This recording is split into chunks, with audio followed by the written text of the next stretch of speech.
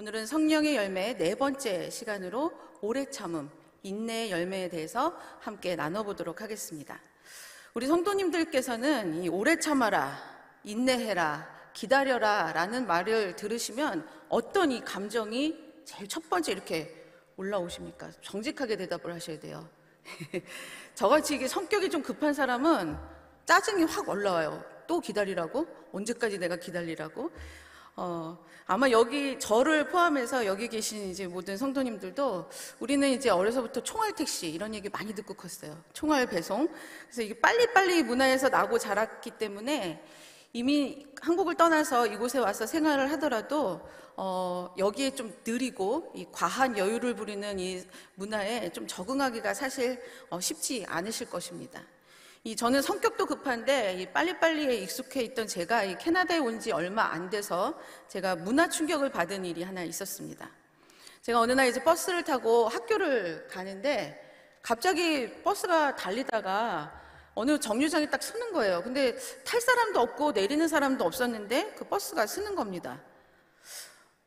왜 쓰지? 그랬더니 기사가 딱 문을 열고 내리더니 건너편 커피숍에 가가지고 커피를 한 잔 사가지고 유유히 걸어서 차를 딱 타는 거예요.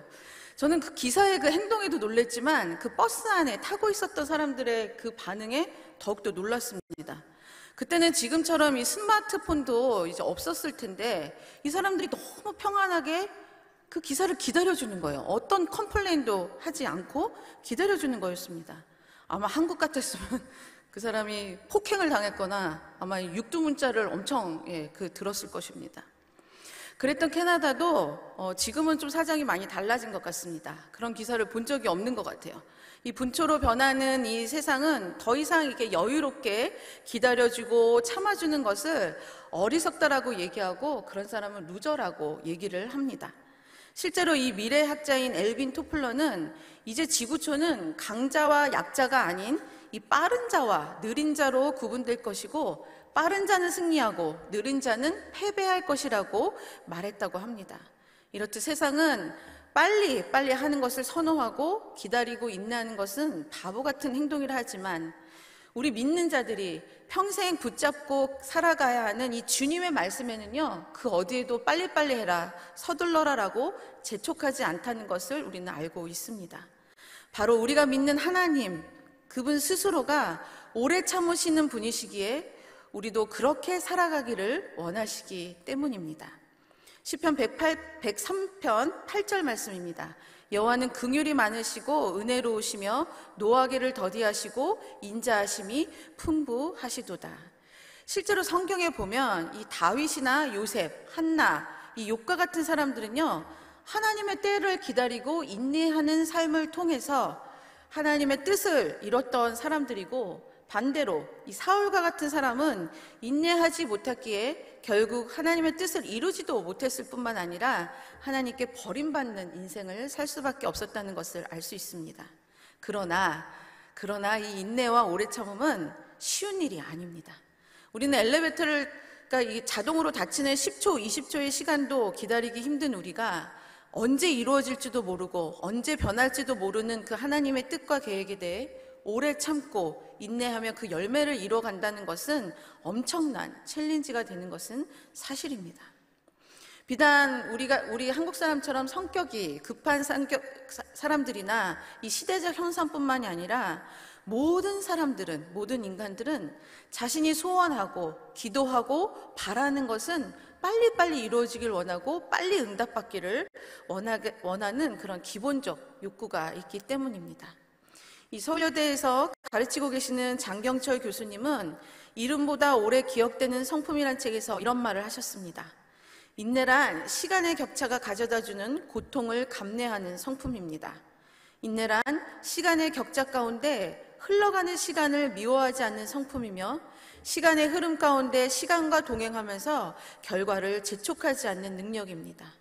인내의 성품은 시간의 검증을 통과하는 사람에게 형성되는 성품입니다.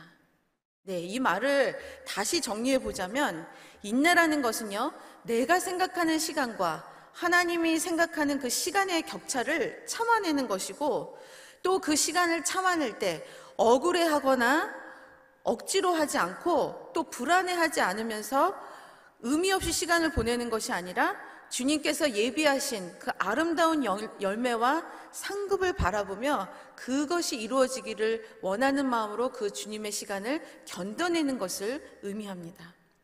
그렇다면 우리가 이 세상을 살아갈 때 모든 것에 오래 참아야 할까요? 라고 질문을 생길 수 있습니다. 인내는 분명 하나님의 성품이긴 하지만 주님께서 또 이 세상에 행해지는 모든 것에 오래 참고 인내하지 않으셨다는 것을 우리는 성경을 통해 알 수 있습니다. 구약에서는 웃사와 이 아간을 향해서 즉각적인 진노를 보이셨고요. 신약에서는 하나님의 성전에서 장사하는 자들과 또 거짓을 말한 아나니아와 삽비라를 향해서는 즉각적인 분노를 표하셨습니다. 거룩한 하나님의 존재를 인간의 마음대로 함부로 하는 죄에 대해서, 그리고 탐욕과 욕심으로 인한 이 죄악에 대해서는 하나님도 오래 참으시지 않으신다는 것을 알 수 있는 것입니다. 그러나 이 하나님의 분노는 우리를 멸하기 위해서가 아니라 이 욕심으로 가득 찬 우리 안에 있는 이 더러움을 깨끗게 해주셔서 이 거룩하고 정결한 모습으로 하나님 앞으로 나오게 하기 위함이라는 이 사랑이 전제된 분노와 심판의 도구를 사용하시는 것입니다. 그러게 지금을 살아가는 우리들도 이 사랑으로 참고 인내해야 하는 것은 인내해야 되지만 불의와 잘못에 대해서는 단호한 표현과 행동으로 죄된 행위로 인해 우리 영혼이 더 이상 병들지 않도록 막는 것은 매우 중요한 일입니다. 어떤 일이 이런 일이 있을까 제가 이제 예를 생각해 봤는데 이 자녀의 잘못에 대한 이 부모님의 단호한 가르침이 아닐까라는 생각을 해보았습니다. 부모가 자녀를 사랑하는 마음은 하나님이 우리를 사랑하시는 그 마음과 거의 동일한 마음이기에 이 부모가 자녀를 사랑하는 그 사랑은 어느 누구도 의심하지 않습니다. 그러나 웬일인지 요즘에는요 이 자녀에 대한 사랑이 잘못 표현되는 있는 경우가 너무나 빈번하게 발생하고 있는 것 같습니다. 이 얼마 전 한국에서 10살 아이가 이 또래 친구 등에 뜨거운 물을 부어서 화상을 입히는 사건이 있었습니다. 피해자 아이가 놀이터에서 놀고 있었는데 이 가해자 아이가 계속 와서 괴롭혔대요. 그래서 이 피해자 아이는 이제 이 아이를 피해서 조금 더 떨어진 곳으로 가서 놀고 있었는데 갑자기 이 가해자 아이가 어디서 뜨거운 물을 가져가서 이 엎드려 있는 이 아이의 등에 부었다는 것입니다. 그리고 도망을 갔대요. 근데 이 가해자 부모의 태도에 더 논란이 많았습니다. 그 부모는 뭐라고 얘기했냐면 얘가 물을 붓고 나서 도망갔는데 이 피해자애가 우리 아이를 쫓아와서 막 때렸다. 그래서 우리 아이가 피해자다라고 학폭위에 신고를 했다고 하고요. 우리 아이는 절대로 일부러 그런 것이 아니다라고 주장을 했다는 것입니다. 가해자 부모가 그렇게 한 이유에는 그것이 자기 자녀에 대한 사랑이라고 생각해서 그렇게 했을 것입니다.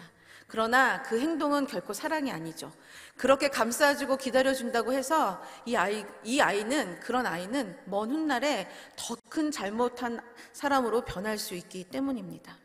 그러기에 자녀를 진정으로 사랑한다면 그들의 잘못을 무조건적으로 두둔하거나 숨기거나 기다려주는 것이 아니라 그 자리에서 정확한 가르침과 훈계를 통해서 더 큰 악의 길로 가는 것을 막는 것이 진정한 자녀 사랑이라는 것을 우리는 기억해야 합니다.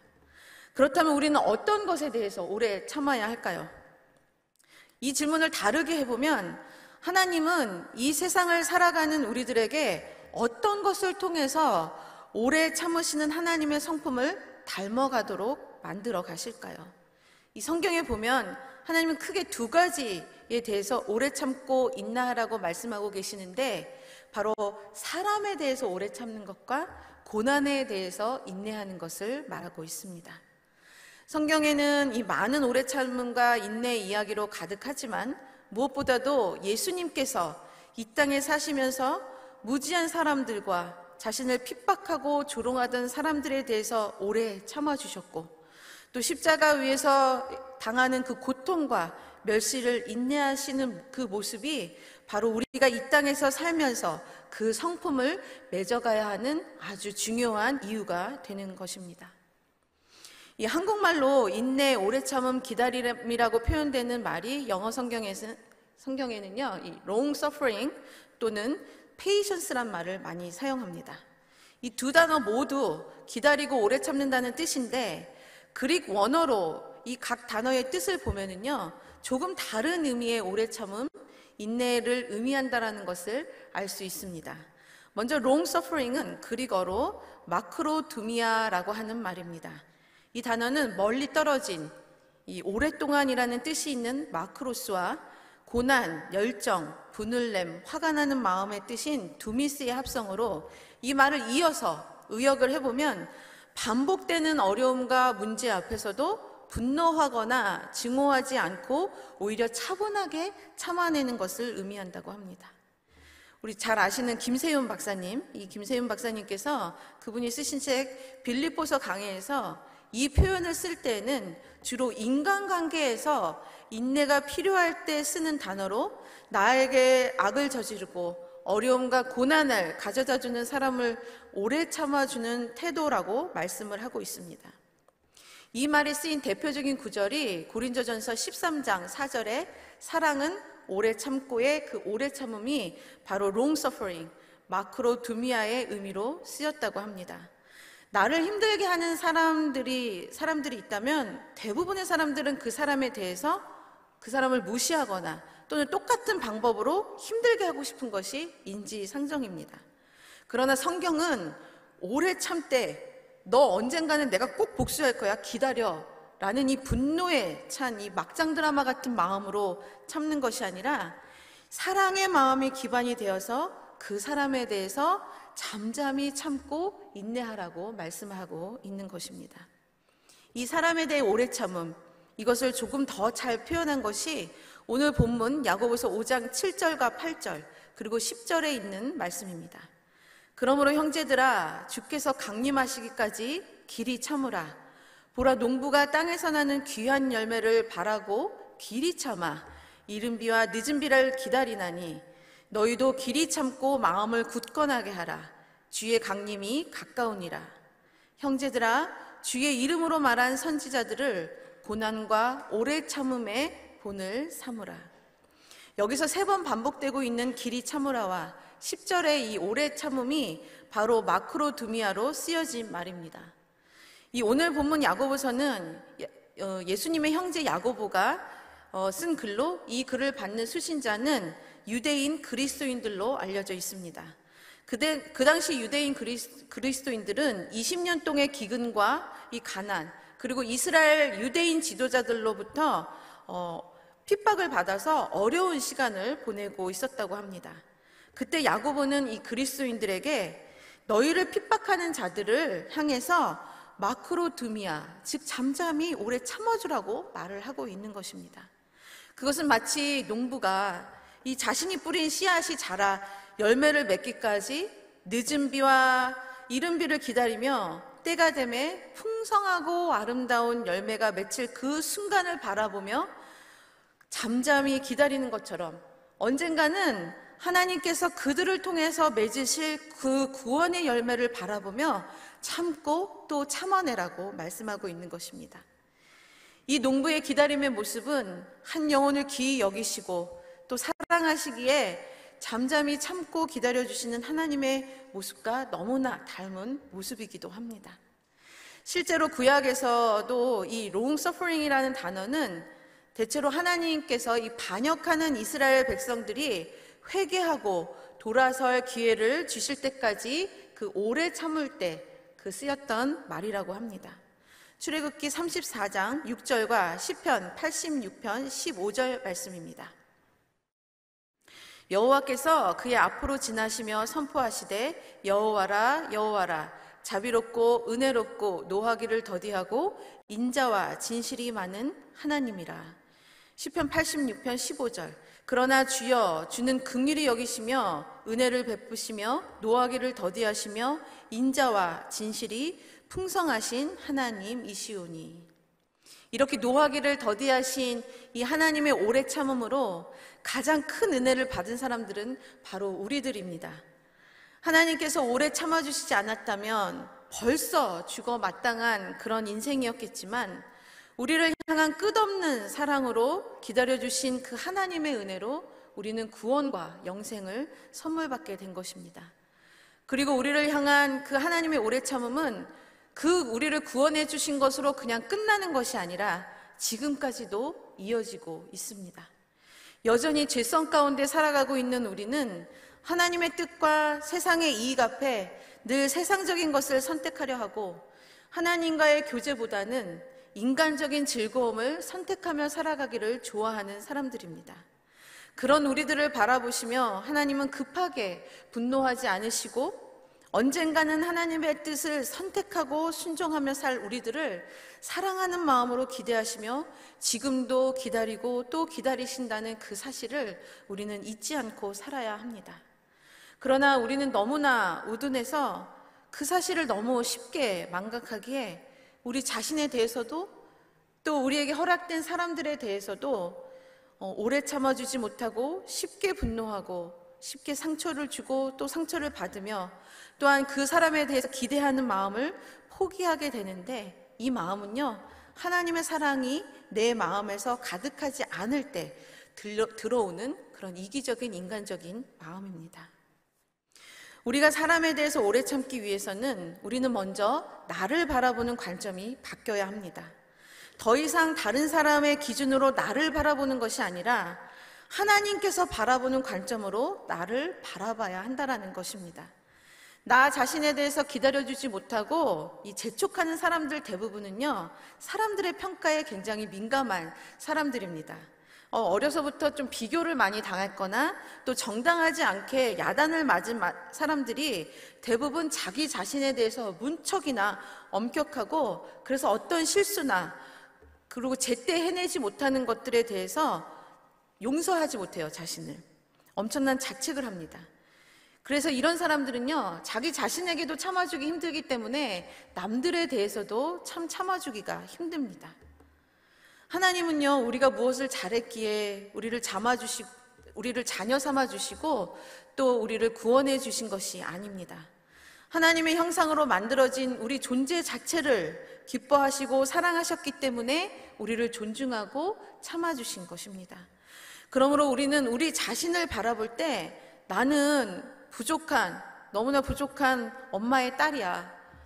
나는 부끄러운 아빠의 아들이 아니라 예수 그리스도를 내어주시기까지 나를 사랑하시는 그 하나님의 존귀한 자녀로 나를 바라보시며 잠잠히 기다려주시는 우리 성도님들이 되셨으면 좋겠습니다. 다른 사람에 대해서 오래 참기 위해서도 우리는 그들을 바라보는 관점이 달라져야 합니다.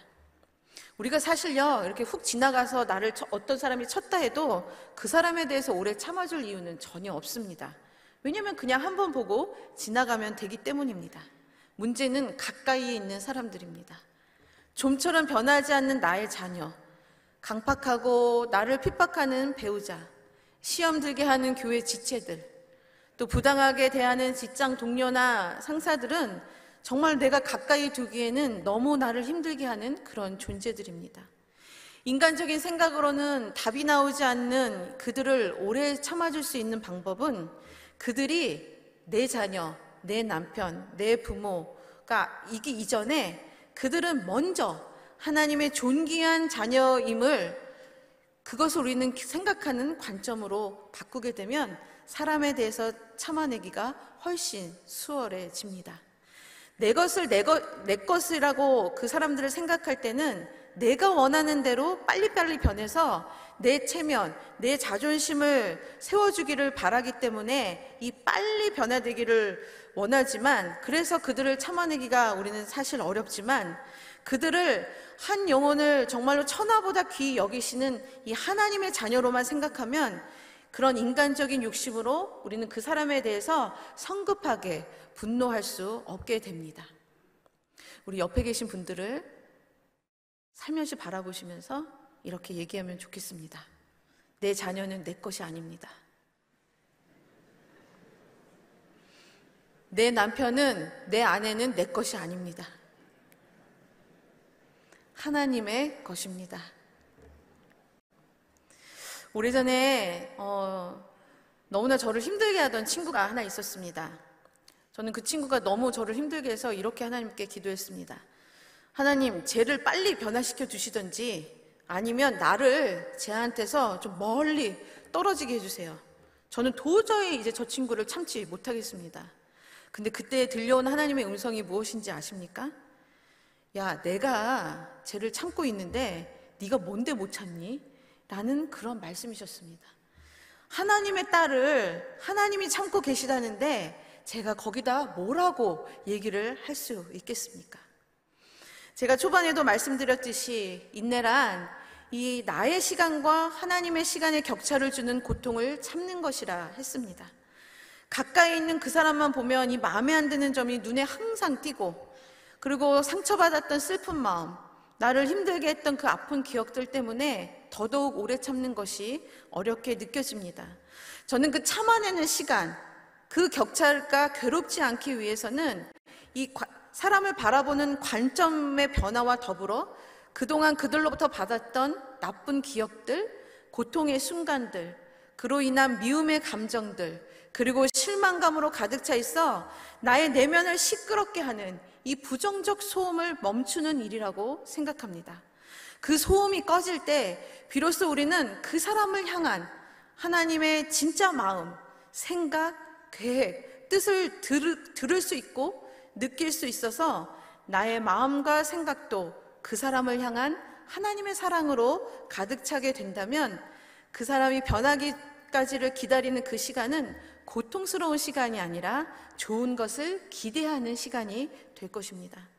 사랑하는 성도 여러분, 나에 대해 분노하는 마음이 생기거나 또 가까이 있는 사람을 더 이상 참아줄 수 없을 것 같은 그런 마음이 들 때 먼저 나를 있는 그대로 바라봐 주시고 참아 주시는 사랑의 하나님을 더 깊이 묵상하시고, 그 같은 하나님께서 내가 힘들어하는 그 사람도 동일하게 사랑으로 기다리고 계시다는 것을 기억하시면 좋겠습니다. 너의 하나님 여호와가 너의 가운데 계시니 그는 구원을 베푸실 전능자시라. 그가 너로 말미암아 기쁨을 이기지 못하시며 너를 잠잠히 사랑하시며 너로 말미암아 즐거이 부르며 기뻐하시리라. 이 말씀이 자신을 향해, 그리고 우리가 참아야 하는 그 지체들을 향해 살아있는 말씀이 되어서 오직 사랑으로 마크로두미아의 아름다운 열매를 가정에서, 교회에서 또는 직장에서 맺어가시는 우리 모든 성도님들이 되시기를 주님의 이름으로 축복합니다. 그렇다면 우리는 고난에 대해서는 어떻게 인내해야 할까요? 우리 모두는 고난당하는 것을 싫어합니다.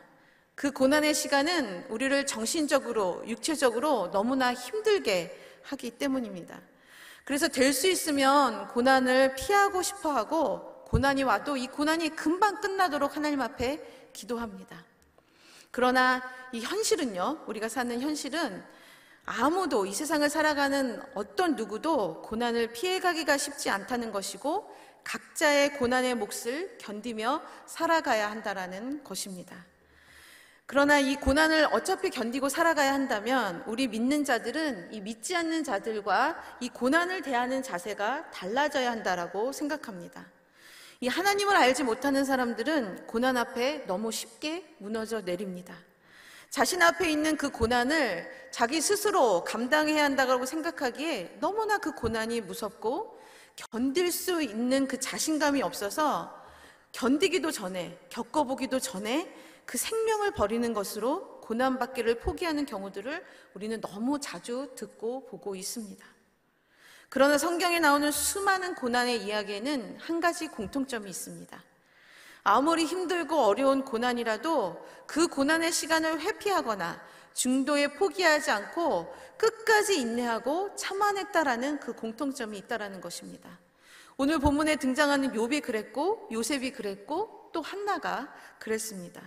그들이 그 어려운 고난을 이겨낼 수 있었던 것은, 고난은 우리를 힘들게 하려는 것이 목적이 아니라 우리를 훈련하고 성장시켜서 그 주님의 그 계획 안에 있다라는 것, 그리고 어떠한 고난이든지 그것은 나 혼자 견뎌내는 것이 아니라 하나님께서 함께 해주신다라는 그 믿음이 있었기 때문입니다. 고난을 이겨내고 끝까지 견뎌내는 인내의 말은 영어로 patience를 많이 사용한다고 합니다. 이 patience는 이 그리거로 히포모니라고 합니다. 그 의미는 아래에 머물러 있다라는 뜻으로 고난 아래에서 머물면서 그것을 견뎌내며 참는 것을 의미하는 것이죠. 이 long suffering이 사람에 대해서 잠잠히 참아주는 것이라면 이 patience는 적극적인 자세로 고난을 견뎌내는 것으로 우리는 이해하면 좋을 것 같습니다. 오늘 본문인 야고보서 5장 7절부터 11절 말씀에는 길이 참다, 오래 참다, 인내라는 말이 총 6번 등장합니다. 근데 그 중에 11절에 나오는 이 2번의 인내가 이 그리거 히포모니에 해당하는 인내를 말합니다. 야고보서 5장 11절입니다. 보라, 인내하는 자를 우리가 복되다 하나니 너희가 욥의 인내를 들었고 주께서 주신 결말을 보았거니와 주는 가장 자비하시고 긍휼히 여기시는 이시니라. 야고보는 이 히포모니의 인내를 설명하기 위해서 욥의 예를 들었습니다. 그 이유는 욥이 이 고난 가운데 인내한 모습이 바로 이 히포모니의 이 가장 정확한 예가 될 수 있었기 때문입니다. 그래서 저희는 이 욥이 그가 당한 고난을 견뎌내는 모습을 통해서 하나님께서 무엇을 이루어 가시는지를 살펴보며 지금도 어렵고 힘든 고난의 시간을 통과하고 계신 성도님들에게 큰 위로가 되기를 소원해 봅니다. 우리가 잘 알듯이 욥은 억울하게 이 고난을 당한 사람입니다. 우리 다 함께 욥기 1장 8절 말씀을 함께 읽어보면 좋을 것 같습니다. 욥기 1장 8절입니다. 시작. 여호와께서 사탄에게 이르시되 내가 내 종 욥을 주의하여 보았느냐. 그와 같이 온전하고 정직하여 하나님을 경외하며 악에서 떠난 자는 세상에 없느니라. 네, 우리가 잘 알듯이 욥은 너무 정직하고 의로운 사람이었습니다. 그러니 욥의 입장에서 보면 너무나 억울한 고난의 시간을 이 사람은 겪어야 했던 것입니다. 내가 의롭게 산 게 무슨 죄라고 아무 영문도 모른 채 하루아침에 자녀들은 다 죽어나갔고 모든 재산은 다 없어졌고 내 몸은 만신창이가 되었고 그런 나를 보면서 아내와 친구들은 자신을 조롱하는 이 기가 막힌 고난의 상황 가운데 놓였던 것입니다. 그런 고통을 당하는 욥에게 마치 이 불이 난 곳에 기름을 붓듯이 친구들은 저주의 말을 퍼붓습니다. 사상 7절에 보면 세상에 죄 없이 망한 자가 누구냐, 그러니까 너가 이렇게 고통을 당하는 것도 분명히 너도 죄인이다. 8장의 친구 빌닷은 모든 고난은 죄의 결과이기 때문에 너가 받는 고난은 죄 때문이라고 말합니다. 그에 대해 욥도 자신의 의로움을 말하며 항변합니다. 욥이 말하기를 내가 의로우나 하나님이 내 의를 부인하셨고 내가 정당함에도 거짓말장이라고 하였고 허물이 없으나 화살로 상처를 입었노라. 나는 의롭게 살았는데 하나님은 왜 나에게 이런 고난을 주셨냐고 이해가 가지 않는다고 항변을 하고 있는 것입니다. 이 말은요, 고난을 만날 때 우리도 가장 많이 하나님께 하는 말이기도 합니다. 의인이라 칭찬받았던 욥을 비롯해 이 아무리 잘 믿는 사람들이라도요, 고난을 만나게 되면 가장 먼저 떠오르는 게 내가 뭘 잘못해서 이런 고난을 당해야 하나 라는 생각입니다. 이 생각은 어디에서 비롯된 것이냐면 응과 응보의 법칙, 그리고 권선징악의 법칙으로 나에게 일어난 모든 고난을 이해하려고 하기 때문에 나올 수 있는 반문인 것입니다. 그러나 우리 성도님들도 겪어보셨겠지만 이런 논리로는 욥의 고난은 물론이고 나에게 일어나는, 우리에게 일어나는 모든 고난도 이해할 수가 없습니다. 그리고 이해할 수 없기 때문에 고난의 시간을 견뎌내는 것이 너무나 고통스럽고 힘들게 되는 것입니다. 그렇다면 이 욥은 이 엄청난 고난의 시간을 어떻게 견뎌냈을까요? 먼저 그는 아무리 자신이 하나님께 부르짖고 자신의 의를 말해도 아무 대답이 없으신 하나님께 등을 돌리지 않았습니다. 오히려 말로 다 할 수 없는 그 비참한 상황 속에서도 그는 더 열심으로 하나님을 끊임없이 찾았다라는 것을 알 수 있습니다. 욥기 10장 2절 말씀입니다. 내가 하나님께 아뢰오니 나를 정죄하지 마시옵고 무슨 까닭으로 나와 더불어 변론하시는지를 내게 알게 하소서. 23장 3절부터 5절 말씀, 이 말씀은 함께 읽어보도록 하겠습니다. 시작. 내가 어찌하면 하나님을 발견하고 그의 처소에 나아가랴. 어찌하면 그 앞에서 내가 호소하며 변론할 말을 내 입에 채우고 내게 대답하시는 말씀을 내가 알며 내게 이르시는 것을 내가 깨달으랴. 또 7절과 8절은 그런데 내가 앞으로 가도 그가 아니 계시고 뒤로 가도 보이지 아니하며 그가 왼쪽에서 일하시나 내가 만날 수 없고 그가 오른쪽으로 돌이키시나 배울 수가 없구나. 욥은요 왼쪽 오른쪽 앞 뒤를 찾아다니면서 하나님을 찾고 또 찾았습니다. 자신의 이 고난 앞에 그래 나는 그냥 이렇게 살다가 가는구나 라고 자포자기하지 않고 그 고난을 함께하고 계시는 하나님을 간절히 찾으며 만나기를 소원했던 것입니다. 또 하나의 욥의 그 특징이 있는데요, 욥은 하나님께 원망하고 불평했다는 사실입니다. 그거 아닌데, 우리가 알던 욥은 그런 사람이 아닌데 잠잠히 인내하고 불평하지 않았다라는 사람으로 알고 있지만, 우리 욥기 3장 전체를 보면은요 욥이 어떤 얘기를 하냐면 자신의 출생을 저주하고 있습니다. 이 자신의 출생을 저주했다는 것은 자신을 이 땅에 태어나게 하신 그 하나님을 간접적으로 원망하고 있다라는 의미입니다. 그리고 33장 9절부터 10절에서도 나같이 깨끗한 자에게 이런 고난을 주시는 하나님은 자신을 원수로 여긴다고 하시며 항변을 하고 있습니다. 이 말씀을 들으신 분들은 아니 아무리 그래도 그렇지, 아무리 내가 힘들어도 그렇지 어떻게 내가 하나님 앞에 그렇게 항변할 수 있냐라고 반문하실 수 있습니다. 우리 많은 성도님들도 아시는 우리 박영선 목사님, 이 강해 설교자로 굉장히 유명하시죠. 이 목사님의 설교를 한번 제가 들은 적이 있는데 이분이 이렇게 얘기하시더라고요. 인생에서 고난을 만날 때 우리는 도망갈 곳이 없다라는 것을 인정해야 한다. 우리가 도망갈 곳은 오직 주님뿐이기에 그 고난의 시간에 하나님 앞에서 울고 괴로워하고 비명을 지르라고 말씀하십니다. 사람이 괴로운 상황에서 소리를 낸다는 것은 내가 죽지 않고 견디겠다는 표시이고 그만큼 하나님을 믿기에 도움을 요청하는 신호이기에 우리는 그렇게 해야 한다는 것입니다. 저는 이것이 바로 히포모니를 하는 것이라고 생각합니다. 개인적으로 저는 이 박영선 목사님 말씀에 너무나 공감이 많이 갔습니다. 우리 아시는 분들은, 저를 위해서 기도해 주시는 분들은 다 알고 계시지만 저는 암을 3번이나 겪었습니다. 제가 처음 2번은 정말 죽자 살자 하나님 앞에 매달리고 울부짖으며 그 고난을 견뎌냈습니다. 살아야 했고요. 우리 아이들이 어려서 제가 살아야 했고 또 살고 싶었고 또 그 고난을 잘 이겨내고 승리하는 모습을 하나님 앞에 보여드리고 싶었고 우리 교인들에게도 승리하는 모습으로 서 있고 싶었습니다. 그때 하나님은요 제가 그렇게 부르짖을 때 저에게 치유에 대한 확신을 주셨습니다. 그리고 내가 이제 하나님 앞에 가기까지 내가 무엇을 하며 살아야 하는지에 대한 응답도 확실하게 주셨습니다.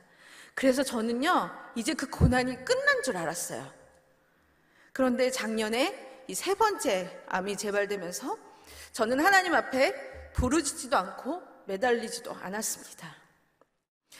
내가 뭘 그렇게 잘못했길래 하나님은 이 3세판, 이거 우리 잘 아는데 왜 나한테 이 3세판의 암을 주시냐 라는 이 분노가 생기면서 이제 하나님도 나를 버리셨구나 라는 그 생각으로 하나님 더 이상 저는 이 세상에 사는 의미가 없을 것 같습니다. 그냥 데려가 주세요 라고 말했던 기억이 있습니다.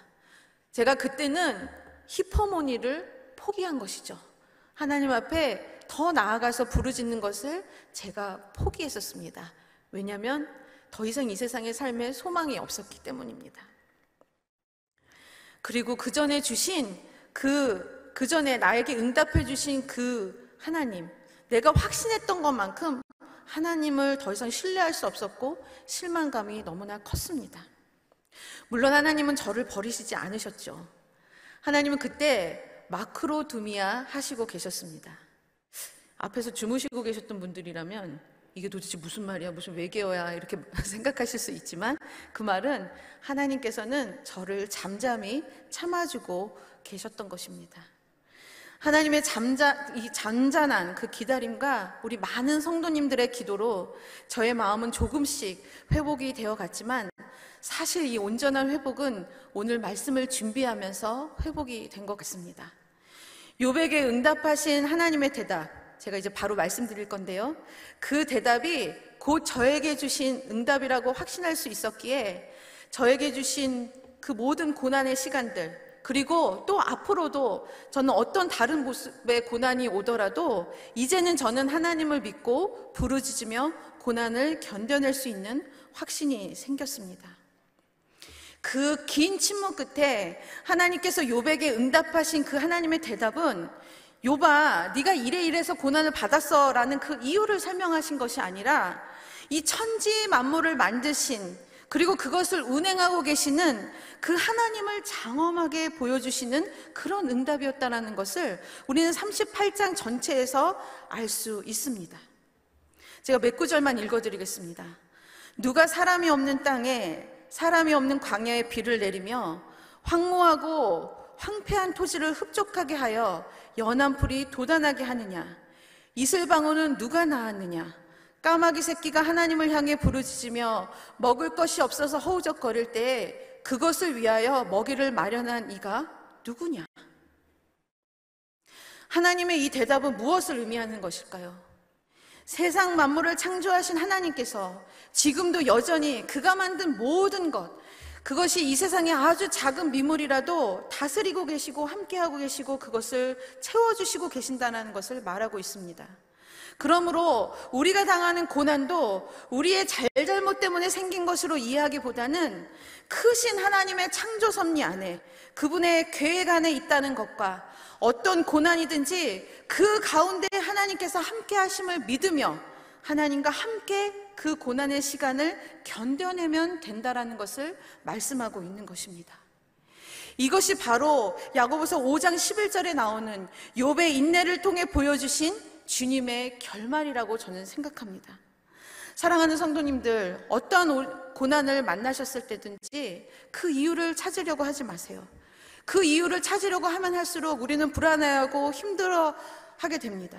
그렇게 하지 마시고요, 고난의 순간에도 나와 함께하고 계시는 그 하나님을 믿음으로 바라보시면서 그 어떤 고난이든지 그 고난을 승리하시는 저 우리 성도님들이 되시기를 주님의 이름으로 간절히 소원합니다.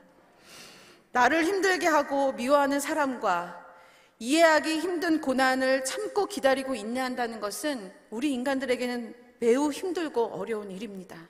그러나 우리 믿는 자들은 이미 오래 참으시는 그 하나님으로부터 그 사랑과 은혜를 알고 있기에, 그리고 그 은혜를 입었기에 우리는 그렇게 할 수 있다라고 말씀해 주시고 있습니다.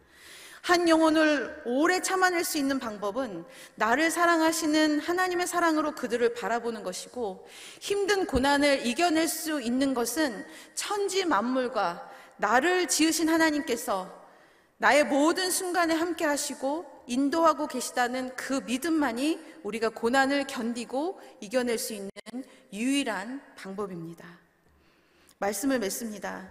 성령의 열매, 오래 참음은 영혼을 향한 주님의 사랑과 또 고난 가운데 함께 해주시는 주님을 믿음으로 맺어가는 주님의 아름다운 성품입니다. 이 시간 다 함께 기도하는 시간을 가졌으면 좋겠습니다.